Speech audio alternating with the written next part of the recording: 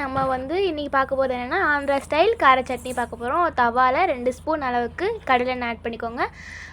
சின்ன பல் பூண்டு 5 பூண்டு சேர்த்துக்கோங்க. சேர்த்துட்டு 5 வரமிளகாய் ஆட் பண்ணிக்கோங்க. நல்லா வதங்கினதுக்கப்புறம் நல்லா வதக்குங்க. போட்டு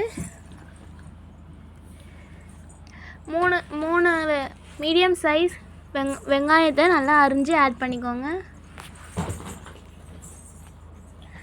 வெங்காயம் வந்து சீக்கிரம் வதங்கணும்னா உங்களுக்கு தேவையான அளவு உப்பு நீங்கள் ஆட் பண்ணிக்கலாம். உங்களுக்கு எவ்வளோ தேவையோ அந்த அளவுக்கு நீங்கள் வந்து உப்பு ஆட் பண்ணிக்கலாம். வெங்காயம் சீக்கிரமாக வதங்கணும்னா நாங்கள் வந்து 1 டேபிள் ஸ்பூன் அளவுக்கு உப்பு ஆட் பண்ணியிருக்கோம். நல்லா வதக்கிக்கோங்க.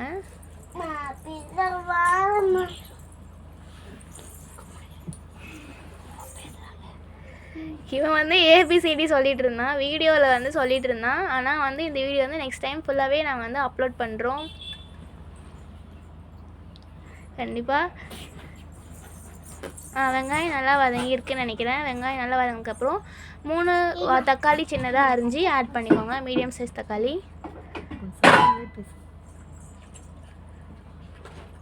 தக்காளி நல்லா வதங்கணும். வதங்கும் போதே நீங்கள் வந்து மஞ்சத்தூள் வந்து ஆட் பண்ணிக்கோங்க. அப்போ தான் மஞ்சத்தூளோட பச்சை வாசனை வராது. நல்லா வதக்கிக்கோங்க. மஞ்சத்தூள் வந்து சீக்கிரமாக கடைசியில் ஆட் பண்ணிங்கன்னா மஞ்சத்தூளோட பச்சை வாசனை வரும். அதனால் சாப்பிடும் போது மஞ்சத்தூள் ஆட் பண்ணிக்கிங்கன்னு தெரியும்.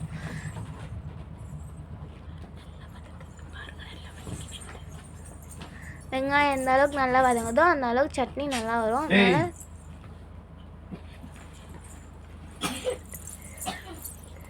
மஞ்சத்தூள் ஆட் பண்ணிக்கலாம்.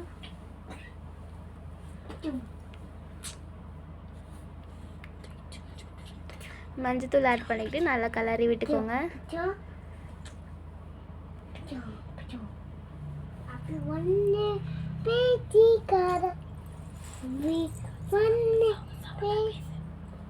மஞ்சத்தூள் நல்லா ஸ்டவ் ஆஃப் பண்ணிவிட்டு நல்லா வந்து ஆற வச்சுக்கோங்க.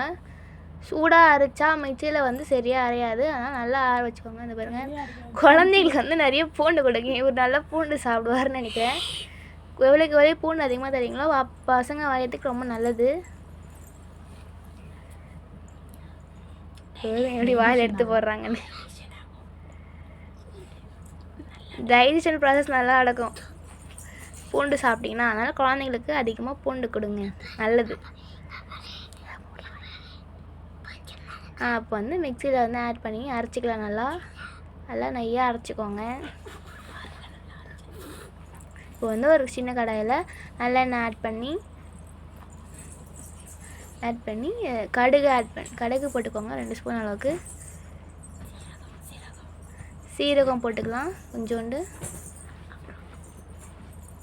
கருவேப்பிலை ஆட் பண்ணி கருவேப்பிலை நல்லா பொரிஞ்சதுக்கப்புறம் கொஞ்சோண்டு பெருங்காயம் ஆட் பண்ணிக்கலாம். பெருங்காயம் ஆட் பண்ணுறதுனால உடம்புக்கு ரொம்ப நல்லது. அதனால் சாப்பாடு செய்யும் போதெல்லாம் பெருங்காயம் ஆட் பண்ணி சமைச்சா நல்லது. அதெல்லாம் நம்ம ஆந்திரா ஸ்டைல் கார சட்னி ரெடி ஆகிடுச்சு. எவ்வளோ சூப்பராக இருக்குது பாருங்கள். நல்லா இட்லியோடு சேர்த்து சாப்பிட்டா செம்ம டேஸ்ட்டாக இருக்கும். நீங்களும் வீட்டில் ட்ரை பண்ணி பாருங்கள். ட்ரை பண்ணிவிட்டு கண்டிப்பாக கமெண்ட் பண்ணுங்கள் எப்படி இருக்குன்னு.